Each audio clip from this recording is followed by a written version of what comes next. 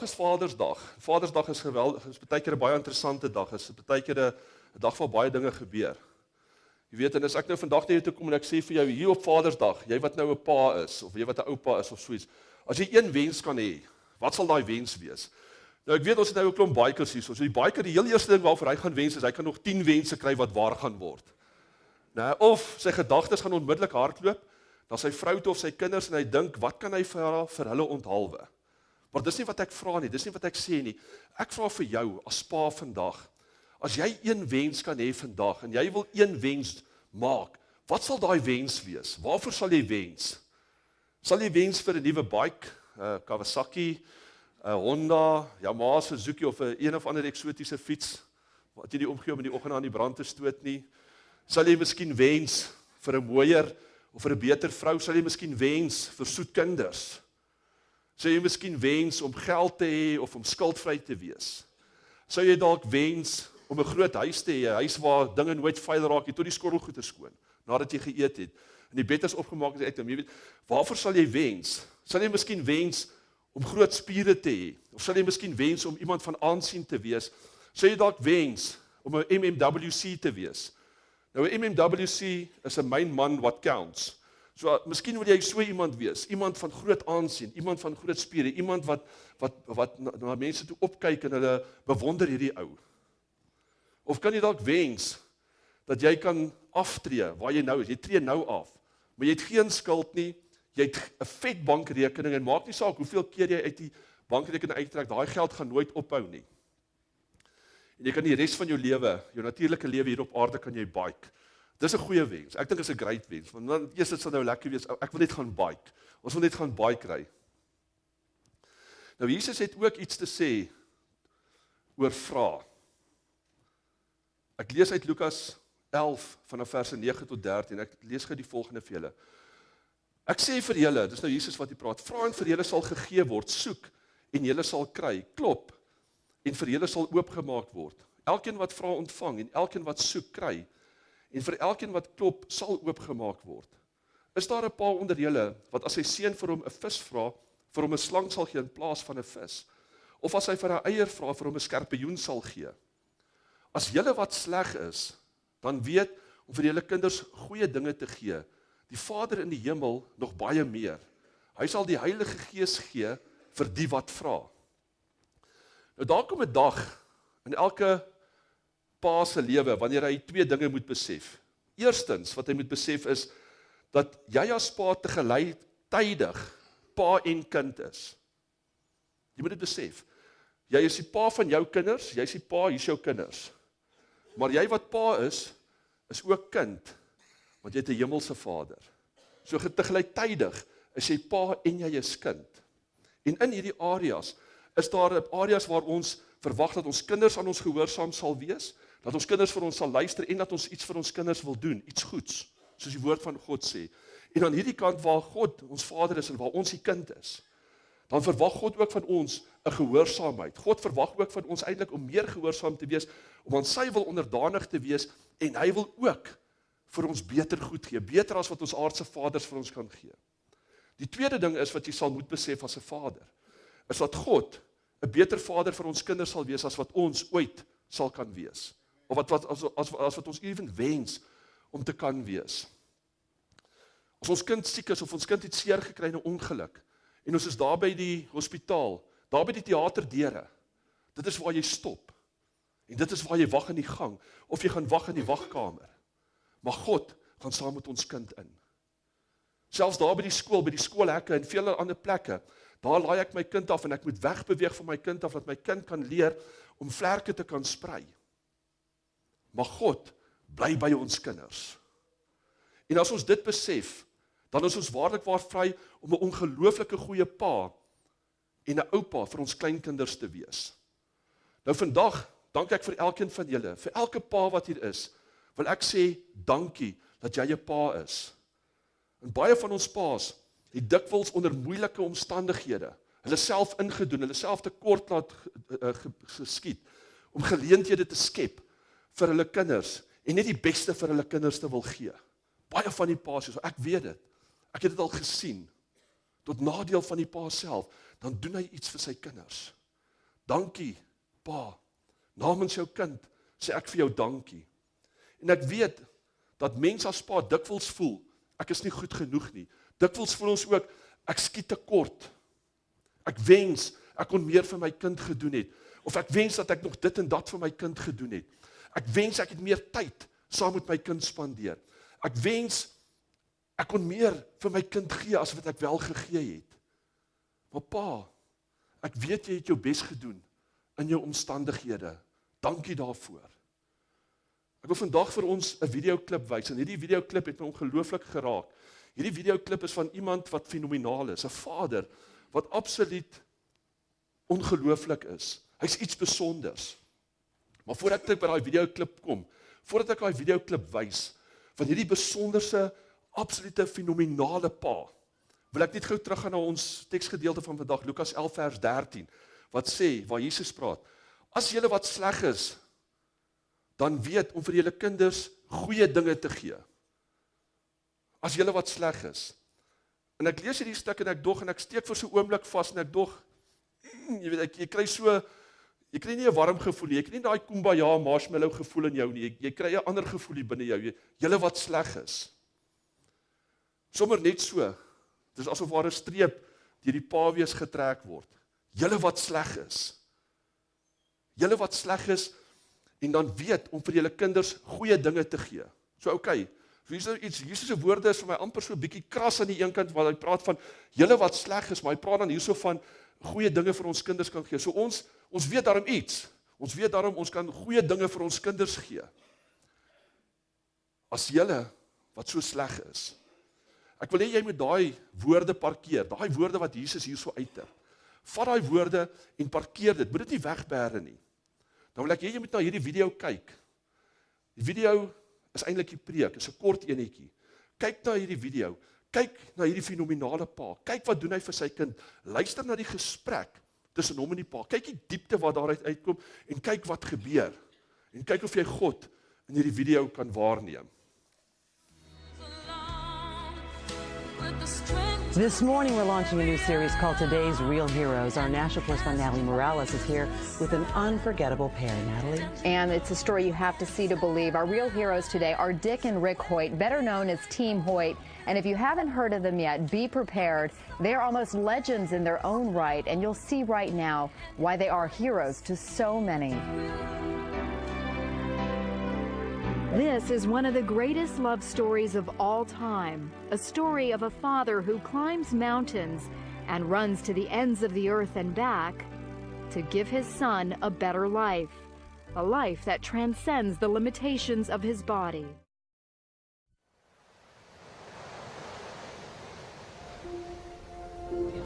Registration for the 25th Ironman continues one by one. Some faces we recognize. Here is 58-year-old Richard Holcomb, number 214, back for a second try. He's legally blind and it doesn't matter to him. No, the thing that must occur at all costs is this time, cross the line. It's more than a race.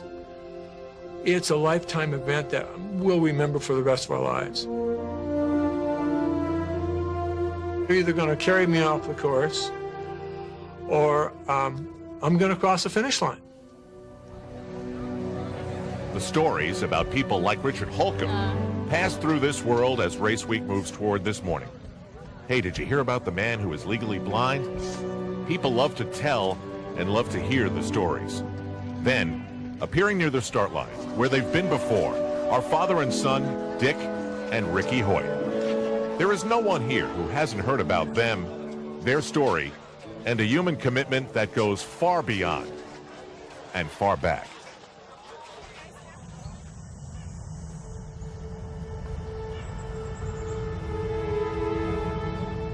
January 10th, 1962. We knew there was something wrong, but we did not know exactly what.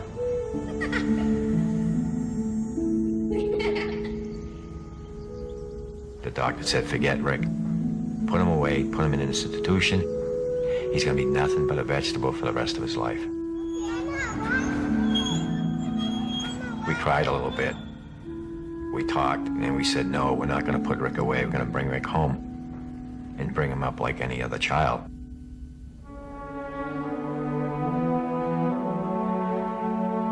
We knew Rick was smart. We could tell by looking in his eyes. And when we talked to him, he was paying attention to what we were saying.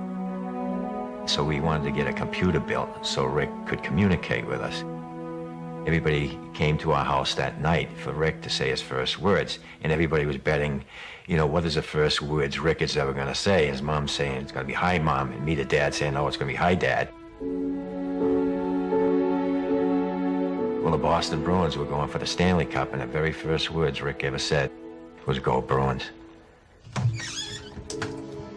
Dick is a military man, so he knows a thing or two about commitment. This time, he's just months removed from a heart attack. This gift that he gives to his son, or is it the other way around? Either way, it all started when Rick heard about a charity run for a paralyzed athlete. He asked Dad, and Dad said yes.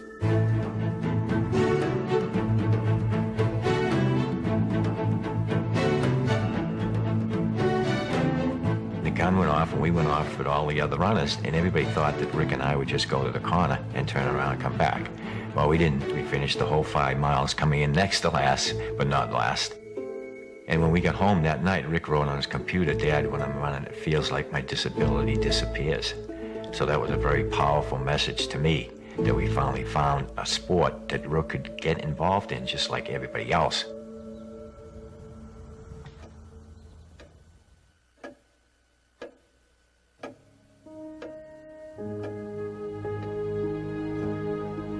Rick is my motivator. He inspires me. To me, he's the one out there competing, and I'm just loaning him my arms and my legs so that he can compete. There's just something that gets into me when I'm out there competing with Rick that I can't explain it, and we're able to go faster. And it's just an unbelievable feeling.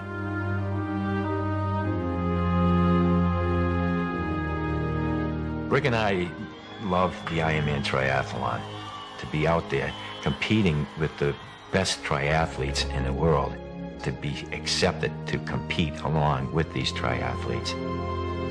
Just to be out there on that pier with all the other triathletes and then waiting in the water for that cannon to go off, it was just so exciting. The feeling coming down the finish line at Leahy Drive, it's just an awesome experience. With the crowd there, all the excitement, the noise, and the announcers announcing, all the adrenaline just gets flowing.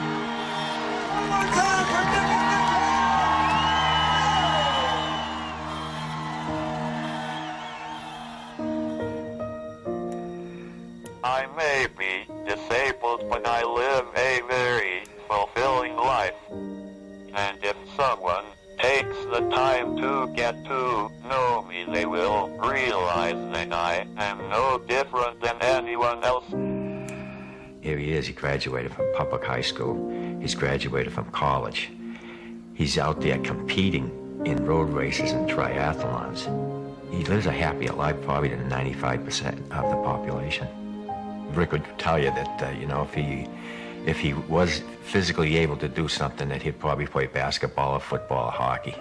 But then he always says, no, the first thing he'd do is sit down, have me sit down in his wheelchair and he'd push me. It really makes me feel good that he appreciates, what I'm trying to do to help him out, and he'd do the same thing for me.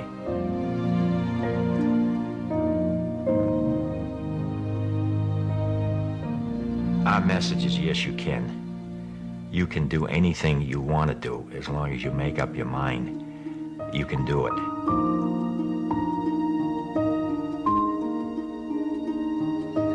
If you have ever searched for the meaning of life, stop. The answer lies right here. By the way, Ricky would want us to tell you, the Bruins look pretty good this year.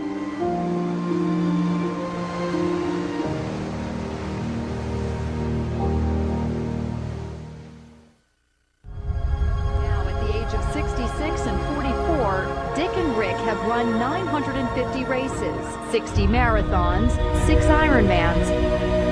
All the way, Dick pulls, pushes, and carries Rick's 110-pound frame over the course of the 2.4-mile swim, 112-mile bike ride, and 26.2-mile run.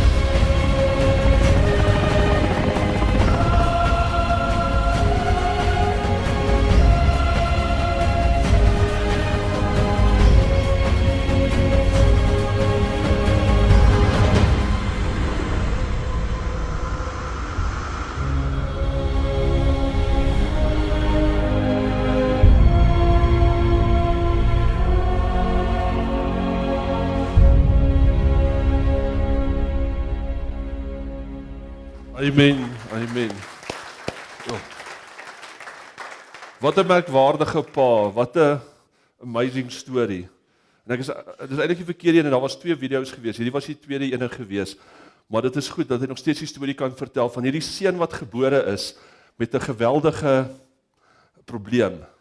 Die koord was om sy nek gewees. Hy het nie suurstof gekry nie. Hy het gesê hy gaan 'n vegetable wees. En sy pa het geweier om hom een kant toe te stoot. Sy pa het nog steeds gegaan en het al die goed gedoen.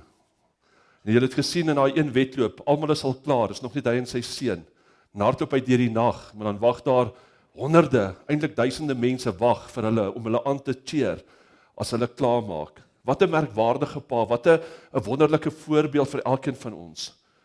Nou as ons dink hierdie pa is merkwaardig, as ons dink hierdie pa is fenomenaal, dat hy uitsonderlik is, dan moet ons besef dat op Jesus se skaal registreer hy nie eers in vergelyking met God nie. Registreer hy nie eers in vergelyking met God die Vader nie. En as ek na hierdie pa kyk, dan kry ek eintlik skaam om te dink wat hierdie ou alles opoffer, wat hy alles doen vir sy seun. 'n Pa en sy seun, die vriendskap tussen 'n pa en 'n seun, die liefde tussen 'n pa en 'n seun, 'n amazing bond wat hulle het. Dan kry ek skaam, want dit is iets amazing. Dis nie iets wat ek het nie, en ek dink daar's bitterlik min mense in hierdie lewe wat kan sê, yes, hulle is op dieselfde vlak as hierso. Wat 'n opoffering gee hierdie pa nie vir sy seun nie. Maar dan wanneer ek hierdie sien, en wanneer ek weer daai gedeelte lees in Lukas 11, vers 13, dan skielik verstaan ek Jesus se woorde baie beter as julle wat sleg is. Want God doen baie meer vir ons as 'n paar maratonne, as 'n paar eystermanne. God doen heel wat meer vir ons. God, alwetend, allerhoogste, allerheiligste, almagtige God, skepper van die hemel en die aarde, die Alfa en die Omega, die eerste en die laaste, die allerheiligste, die God van Abraham, Isak en Jakob. Hy verlaat sy troonkamer in liefde. Hy kom aarde toe in liefde. Hy kom en hy word een van die dinge wat hy geskep het in liefde. En God se liefde vir sy mensekinders is so groot dat hy in Jesus mens word, heeltemal mens, volkome mens, sodat hy onder andere ons wêreld eerstehands saam met ons kan beleef. Hy wat alles is, hy wat dit gespreek het, hy wat alles in die lewe ingeroep het, hy wat alles geskep het met woord. Hy los alles en hy word mens om na een van sy skepings toe te kom. En dan aan die kruis betaal Jesus Christus, God se seun, die prys vir elkeen van ons. Seun van God, wat een is met die Vader, en die Vader een is met hom, sterf aan die kruis. Hy neem my en jou sondes op hom, hy gaan sterf aan die kruis. Die skuld wat ek en jy dra, vat hy op hom, en hy gaan sterf aan die kruis. Dit wat ek en jy moes deurmaak, vat hy op hom, en hy gaan sterf op die kruis. Ons skuld wat ons het, ons sondes wat ons het, vat hy op hom, en hy vat dit kruis toe, omdat hy lief is vir ons. Hy het 'n amazing liefde vir ons. Ons weet, ons hoor gereeld, ons praat daarvan en ons sê, want so lief het God die wêreld gehad. Ons praat dit gereeld. 1 Johannes 4 vers 10 sê, dat die ware liefde is, dat God ons eerste lief gehad het, voordat ons nog vir God lief gehad het. Dit is wat ware liefde is. En wat 'n wonderlike voorreg het elkeen van ons. Wat 'n wonderlike voorreg het elkeen van ons om 'n kind van God genoem te kan word, om 'n vader soos God te kan hê. Ons het nou hierdie videoklip gekyk. En ons het gesien, man, en ek het gesien, selfs ek nog steeds huil as ek dit sien. Ek pik 'n traan. Want ek sien hierdie amazing liefde en ek dink aan daai liefde, 'n pa en sy seun. En dan dink ek aan God, wat God vir ons gedoen het. Hoe lief moes God ons nie gehad het? Hoe lief het God ons nie nog steeds en hoe lief sal God ons nie nog altyd hê? As hy sy seun se lewe vir ons geoffer het. Hoe groot is daai liefde? Ons het gister weer oor die liefde gepraat daar saam met Thys daaronder by die biduur. Hoe groot God se liefde is. In ons woord, in ons kennis, in ons taal bestaan daar nie 'n woord wat God se liefde kan beskryf nie. Ons het nie die kapasiteit om God se liefde waarlik te kan verstaan nie. Maar as ons 'n video soos hierdie kyk en ons sien hierdie liefde en dit laat ons huil, dit laat ons iets doen hier binnekant, dit roer ons in ons gees. Man, wanneer ons oor God praat en van God se liefde en ons praat van God die Vader, moet dit ons dieper roer as dit. Dit wat hy vir ons gedoen het. Hy wat alles geskep het, weet jy man, hy kon net so, kon ons almal uitgewis het, hy kon alles van vooraf, hy kon delete gedruk het en start again. Hy could have start again, maar hy het nie, want hy was lief vir ons gewees. Sy liefde dryf hom na ons toe. Besef ons wat se Vader ons het, besef ons hoe magtig ons Vader is, besef ons hoe lief ons Vader ons regtig het, dat dit wat ons hier gesien het, nie eers feature op die skaal van vaderhood nie. Dit feature nie eers daar by Jesus nie.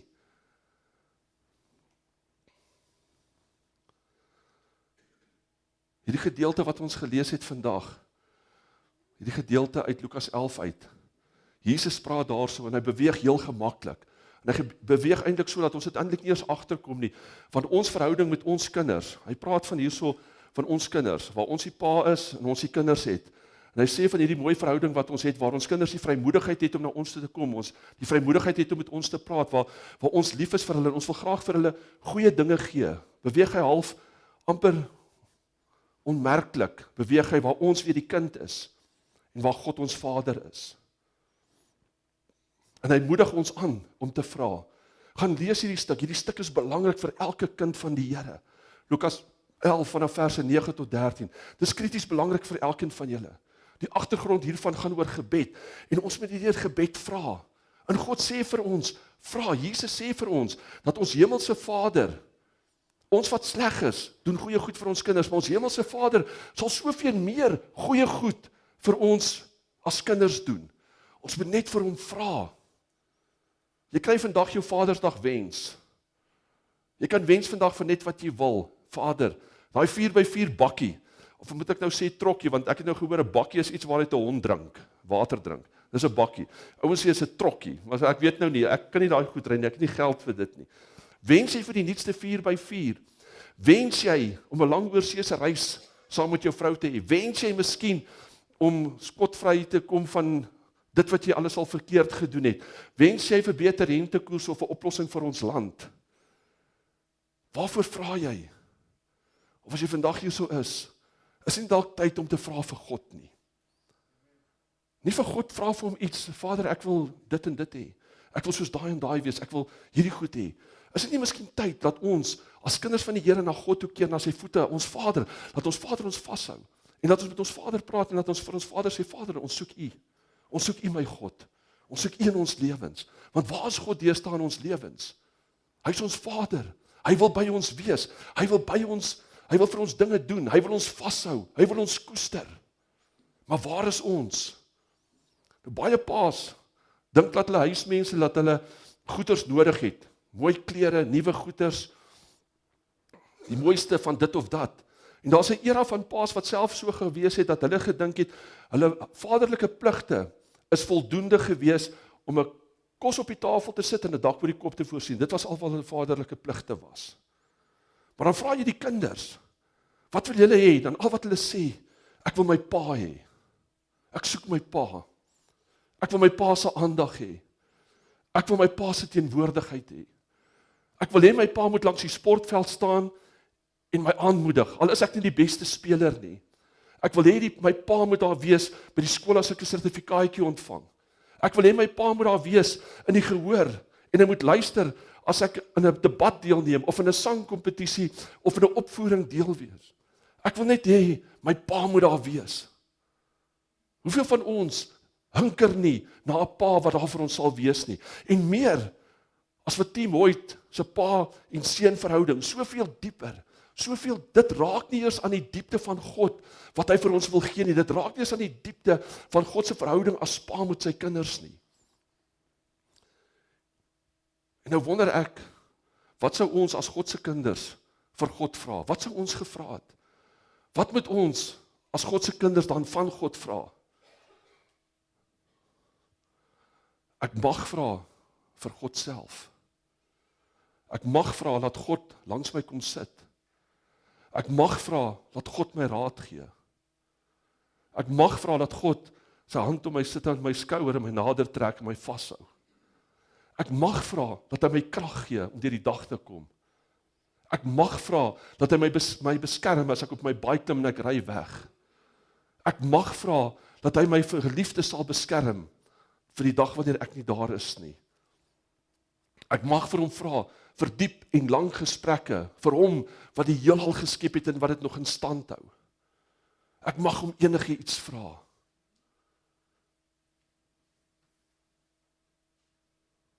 Nou as Lukas iets moet onthou wat Jesus geleer het, in hierdie gedeelte van wat Jesus praat, waar hy sê, klop en vir jou sal oopgemaak word, vra vir jou sal gegee word, en van 'n Vader, en so aan, soveel te meer jou hemelse Vader. Wat sê Jesus is hier die belangrikste vir ons? Wat is die belangrikste wat ons as kinders van God moet vra? Hy sê, ons as kinders moet vra vir die Heilige Gees. Ons moet vra dat daai gedeelte van God hier in ons sal wees, dat dit ons sal binne in ons sal wees, dat dit ons sal lei, dat dit ons sal rig, dat dit ons in 'n rigting in sal vat. Ons ken net bietjies. Ons weet nie van alles nie. Ons weet nie wat môre gaan gebeur nie, of wat nie gaan gebeur nie. Maar hy weet, God weet. Hy het al die kennis, hy het al die wysheid. En hoekom sal ek dan vir goeders begin vra? Hoekom sal ek vir fancy goeders begin vra, as ek weet, hoekom vra ek nie vir God nie?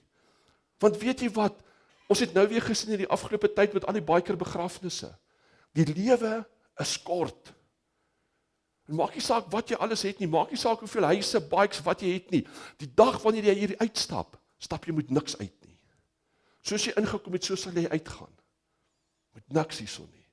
En wat jy gaan saamvat, is wat jy van God, of wat jy vir God gedoen het, wat jy vir God se koninkryk gedoen het. Dit is wat jy gaan saamvat. Jy gaan nie jou bike saamvat nie, jy gaan nie jou huis saamvat, of jou beeldskone vrou, of jou kinders of wat nie, jy gaan niks saamvat nie, behalwe dit, wat jy vir God gedoen het. En God praat met ons, en hy sê vir ons, man, Jesus, weet jy wat, hier is my woord, lees my woord, kyk wat in my woord aangaan, want uit my woord uit, gee ek vir jou, die Heilige Gees, vir elkeen wat vra, hy sal vir ons gee, ons moet klop, hy sal oopmaak, ons moet vra, hy sal gee. Kyk na Petrus, kyk na Paulus, kyk na al die gelowiges in die woord van God, kyk wat het met hulle gebeur, toe hulle die Here uitgenooi het, toe hulle die Heilige Gees ontvang het, toe hulle die wêreld omgekeer, hoe insiggewend was hulle lewe gewees. Ja, hulle het deur moeilike tye gegaan, hulle het swaar gekry, hulle het goed gedoen, maar hulle het gelei ter wille van die evangelie van Christus. Weet jy wat, dit is beter as die lekkerste bike trip, is beter as die lekkerste draaie wat jy kan ry, dit is beter as die vinnigste fiets wat jy kan ry, as om by God se voete te wees, vir God te vra en in God se hand te kan leef. Die grootste gemis wat ons deesdae in ons lewens het, is om 'n werklike verhouding met ons hemelse Vader te hê. Jy weet, ek praat nie van 'n verhouding van dit en dat, ons vra vir hom vir dit en hy in daai goedjies nie, daai 5 minute gebedverhoudingkie nie. Ek praat van 'n verhouding wat baie dieper as dit is. Onthou jy nou, jy pa was, jy pa geword het, jou eerste kind en jou tweede kind en hoeveel jy ook al het, toe jy daai kindjie gevat het, man, jy wil daai kindjie vashou. Jy wil daai voetjies vat, jy wil die handjies vat, jy wil die voorkop soen, jy wil daai kindjie net by jou hê, jy wil daai kindjie teen jou bors vasdruk. En dit is wat ons begeer met God, dit is wat ons moet begeer. Ons moet begeer om so by God te wees, dat God ons so vashou soos daai kindjie, ons vashou, ons vertroetel, ons op die voorkop kus en ons aan die slaap kan maak, dat ons in vrede en in rustigheid by hom kan wees. By hom, hangende aan sy woorde, wil nie hê, hy moet weggaan van ons af nie. Hulle kan die orkes kry, hulle kan opkom. Die Heilige Gees maak so 'n verhouding werklik in ons. Die Heilige Gees, wanneer ons die Heilige Gees het, daai verhouding, waarna ons so smag, daai verhouding wat ons moet hê, soos daai klein kindjie, word dan 'n werklikheid in ons lewe, en dan besef ons, dat God belangrik is, en wanneer ons besef God is belangrik, dan weet ons 'n fancy huis en 'n grand car en 'n grand bike is nie belangrik nie. Is nice, maar is nie belangrik nie, want God is belangrik. En as God by jou is, al die emosionele letsels wat ons het, al die emosionele letsels wat ons dra, word al hoe dowwer. En al die pyne wat ons het, ons skep nuwe hoop, te midde van hierdie pyne. En dan word hierdie donkerte waarin ons leef, hierdie donkerte waarin ons sit, dan word daar bietjie meer leefbaarheid vir ons gegee, want God se lig begin te skyn. God se lig, God die Vader, sy lig skyn by ons. Ons het 'n hand wat ons dan vashou, 'n hand wat ons lei, 'n hand wat ons vertroos, 'n hand wat ons versorg, 'n hand wat vir ons rigting gee, 'n hand waar ons gaan sit, waar niks ons kan uitdruk nie. Nie dood nie, Nie sonde nie, nie 'n mag wat was of is of wat gaan kom nie. Niks maar niks kan ons van die liefde van God skei nie. Niks. Nie jou grootste sonde nie. Nie jou grootste mislukking nie. Niks maar niks kan jou van die liefde van God skei nie. En as jy in sy hand is dit nie waar ons moet wees nie. As jy daai vertroosting wil soek vir jou gebroke lewe, vir die krap wat jy met jou pa gehad het, of wat jy met jou kinders op die oomblik het, waarheen hardloop ons? Hoekom hardloop ons altyd weg? Hoekom gaan ons na 'n Babyloniese sisteem toe? Ons gaan syp, ons gaan horeer en ons gaan doen dinge, want ek is nou gebroke. Toppie sal vir julle mooi verduidelik wat se tipe klap, daai 40 desibel klap wat harder is as 'n PK, polisieklap. Wat se klap hy vir jou moet gee om jou wakker te maak. En ek dink baie keer van ons met ons daai klap ook kry. Ons moet wakker word, ons moet besef, hey man, die antwoorde is nie daar, die antwoorde is by God. God sien sy woord vra, hy sal vir ons die Heilige Gees gee, en wanneer die Heilige Gees in ons kom inwoon, dan keer dit ons lewens om, dan word God 'n reality, want die Heilige Gees maak daai verhouding wat ons smag na, hy maak dit 'n reality. Die lewende God in ons. En dit is God, die Vader se geskenk vir elkeen van ons, wat smag na 'n verhouding met 'n pa. Wat smag na 'n dieper verhouding met hom, wat smag na betekenis in ons lewens, is die Heilige Gees. Want ons kan nie operate buite die Heilige Gees nie. En dis die boodskap wat ek vandag wil gee. Daar gaan nou kans wees vir ons om stil te sit voor God en met God te gesels, met die Vader te praat. Jean, hulle gaan vir ons bedien. Hulle gaan vir ons speel hierso. En ek wil net hê ons moet stil raak voor die Here. En dat ons met die Here sal praat. Dat ons vir die Here sal vra, Here, vul my met die Gees. Kom ons sluit ons oë. Op Vadersdag is dit die vaders wat geskenke kry. Maar vandag kom die Heilige Vader na elkeen van ons toe en hy sê, elkeen wat die Heilige Gees wil hê, as jy my vra, sal ek dit vir jou gee. Ek sal jou vul met vuur. Ek sal jou rig, ek sal jou lewe vir jou omkeer. As jy my vra, as jy my vertrou met jou lewe, sal ek dit vir jou doen. As jy tot eer van my lewe, sal ek dit vir jou doen. As jy jou onderdanig maak aan my wil, sal ek dit vir jou doen. Here God, ons buig vandag ons hoof voor U in hierdie dag. Ons kom tot U en ons vra, Here, seën ons. Ons het seer, Here, seën ons. Ons wat nie paas gehad het nie, Vader, seën ons. Ons wat paas het, maar wat afwesig is, seën ons. Ons paas wat nie meer met ons is, wat deur die dood weg is, seën ons vandag. Wees vir ons 'n Vader vandag. Wees saam met ons, Here God. Wees U ons Vader vandag. U vaderskap is vir ons so belangrik. U vaderskap beteken alles vir ons. Wees saam met ons vandag. En dis 'n geskenk wat God vir ons, sy kinders, wil gee. Op Vadersdag en op elke ander dag. Op Moedersdag, op Valentijnsdag, maak nie saak wat se dag nie. Elke dag wil God ons seën. Elke dag wil God by ons wees. Elke dag wil God ons vashou soos 'n klein pasgebore baba. Ons vashou en ons soen en ons kus en ons koester teen sy bors. Elke dag, elke oomblik. Dis wat God begeer. En dis wat ons moet begeer, om in God se hande te wees, om in God se hande te bly, om nie weg te beweeg van God af nie. Want in God se hande is ons veilig. In God se hande vind ons die perfekte liefde. In God se hande is daar nie verwerping nie. In God se hande is daar nie seer en pyn en lyding nie. In God se hande is daar volkome vreugde, vrede, geluk en liefde. Mag God daai liefde oor elkeen van ons uitstrooi vandag. Laat dit oor ons stroom, dat dit ons sal papnat maak, dat dit soos olie van Aaron se baard sal afloop. Hierdie liefde van God.